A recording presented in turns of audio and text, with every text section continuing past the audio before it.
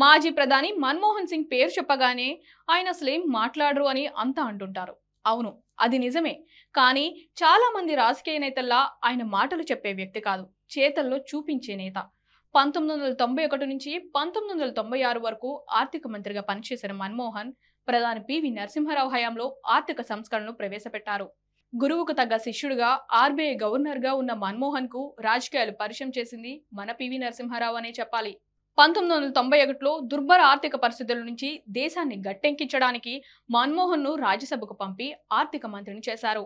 Liberalisation, privatisation, globalisation పాలసీలతో దేశ ఆర్థిక వ్యవస్థను గాడిలో పెట్టారు. ప్రభుత్వ సంస్థలు, బ్యాంకుల ప్రైవేటీకరణ ద్వారా నాటి సంస్కరణలు నేటికి చిరస్థాయిగా నిలిచాయి.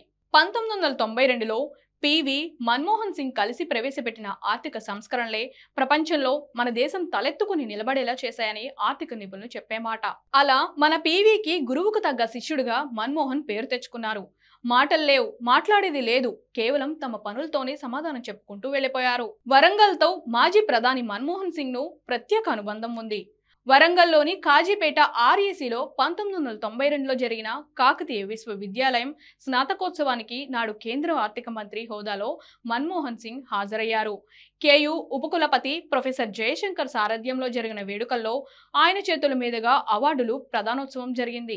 ప్రజలకు ఉపాధి కల్పించింది మన్మోహనే. గ్రామీణ ప్రాంతాల్లో ఇప్పటికీ ప్రజలకు పని కల్పిస్తున్న ఉపాధి హామీ పథకాన్ని మన్మోహన్ సింగ్ హయాంలోనే ప్రారంభించారు. 1991లో ప్రారంభించిన ఆర్థిక సంస్కరణలను ప్రధానిగా ఆయన కొనసాగించారు.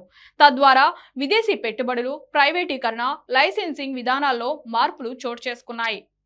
రుణమాఫీకి ఆద్యుడు మన్మోహన్ సింగ్. ఇప్పుడు ఏ రాష్ట్రంలో ఎన్నికలు జరిగినా రైతు రుణమాఫీ అనేది కామన్ హామీగా మారిపోయిన విషయం తెలిసిందే.